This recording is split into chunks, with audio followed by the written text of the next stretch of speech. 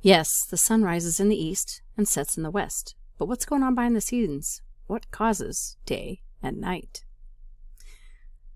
Let's start with little vocabulary before we get going.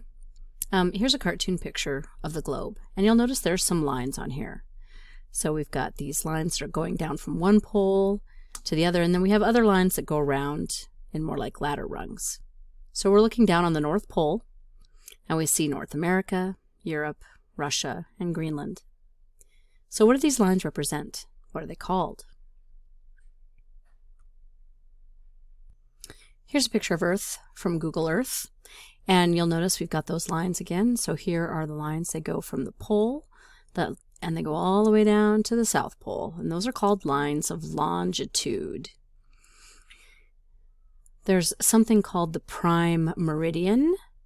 Let's see if I can get it to pop up. Prime meridian, and that is the longitude line that is kind of like the zero line, and it goes through Greenwich, England, which is about right here.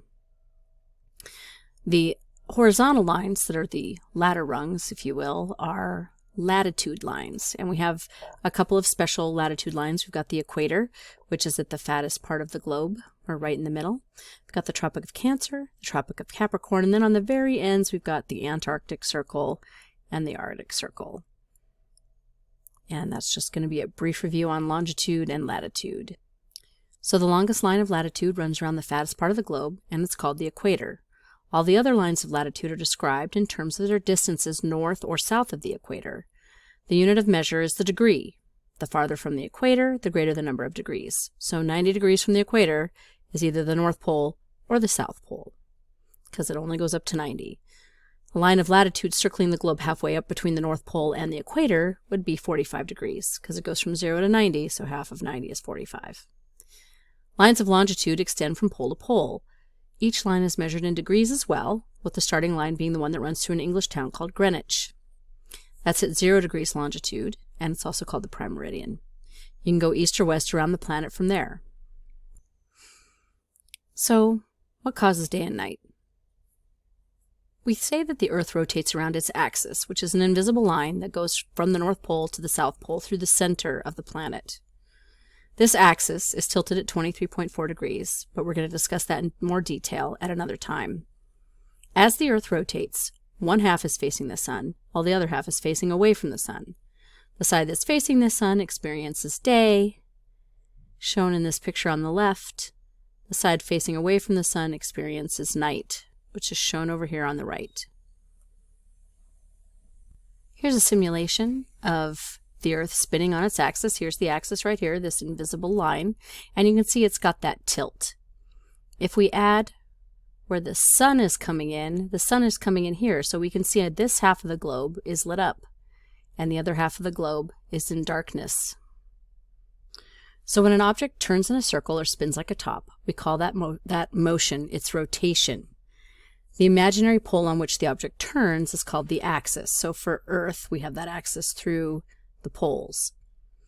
Earth rotates on an axis that runs through the center from the North Pole to the South Pole, and we see that here. If the sun is out here shining away, then this side of the globe is going to see the light from the sun, while this side will be in darkness. And as the globe turns around and rotates, you'll notice that different parts come into the light and then go into the darkness, and that is what makes our day. So here's a simulation, and this is one that you can get to on FOSSWeb. We have the Earth here, and here's the moon.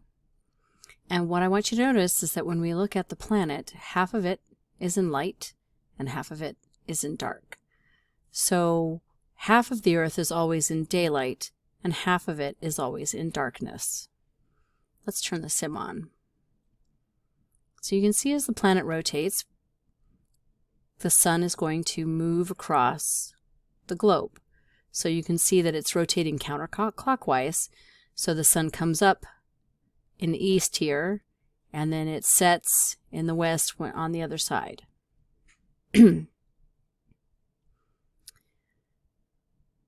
Let's tilt this a little bit so you can see that a little bit better. Okay, so here is just a point of reference, and you can see it goes into the nighttime, and as it comes out the other side, it becomes daylight, and then it goes on to night. What we see when this happens is that when we cross this terminator line between light and darkness, we see the sun come up, it goes across the sky, and then it goes down. But the sun's not actually moving. Our planet is moving, and that's what causes day and night, is this rotation on the axis here. One other thing I want you to look at is we've got the moon over here. Let's kind of spin that around pretty quick. You can see half of the moon is in the sun and half of it is dark. So it also has a night side and a day side. If you look at this picture, you can see the axis running through the two poles. Here's the North Pole, here's the South Pole. There's a dotted line here that shows where the axis would be if it were straight up and down in relation to our orbit, but it's not. It's at an angle of 23.4 degrees, and that's the axial tilt right here. The sun is the center of our solar system. This is referred to as the heliocentric model. Helio for sun, the Greek god of the sun, Helios, and centric for center. That equals sun-centered. The Earth revolves or travels around the sun in a shape called an ellipse, which is like a big oval. This is also called the Earth's orbit. Each revolution, or orbit, around our sun takes 365.25 days, or 1 year. The definition of a year is the amount of time it takes the Earth to complete one whole revolution around the sun. Now, I know I said the Earth revolves around the sun in the shape of an ellipse, and that's true, but it's barely an ellipse. It's mostly a circle. It's very circular. So 2 parts of the Earth's movement that you need to know is rotation. The Earth spins around an imaginary axis line through both poles that we refer to as the Earth's axis. The rotation is what causes day and night. As one side rotates and faces the sun, we get day, and the other side pointed away from the sun is at night. This line of night and day, called a terminator line, moves as the Earth rotates. The other type of movement is the Earth's revolution around the sun, also called its orbit. Every 365.25 days, the Earth makes one complete orbit, or revolution, of the sun, and that marks out 1 year. Do you think different planets have the same or different lengths of a year? Do they take the same or longer or shorter amounts of time to orbit the sun? One last thing you need to know to kind of tie things together. There's a star in the night sky called Polaris, or the North Star. It is positioned almost directly over Earth's North Pole. And in fact, as the Earth rotates around the sun, the North Pole is constantly pointed at Polaris. Earth's North Pole points towards this North Star summer, fall, winter, spring, day, and night. That's why the North Star has been a navigation aid to seafarers and explorers in the Northern Hemisphere for centuries. In our Earth-Sun system, we need a North Star. If you look at these 2 pictures, you'll see 2 depictions of the North Star.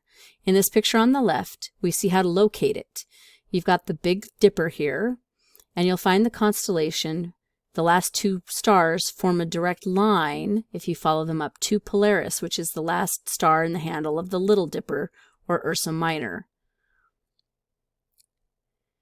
In the picture on the right, we're looking at a time-lapse picture of the stars. So you'll notice that they travel in a circle as the Earth spins around. They're not traveling, we are. But the star in the center of that circle that doesn't move, that's Polaris. A couple of assignments. You're going to complete the day and night think questions, and then you're going to fossweb.com and read The First Voyage of Columbus on the interactive ebook. The day and night think questions are 12 questions that you need to answer. Most of them I went over in this presentation, and you can feel free to refer back to the PowerPoint or to Google Slides as you complete that assignment. But there's a couple of questions on there that you might want to look up on the internet, and you have my permission to do so if you are stuck. All right, that's it.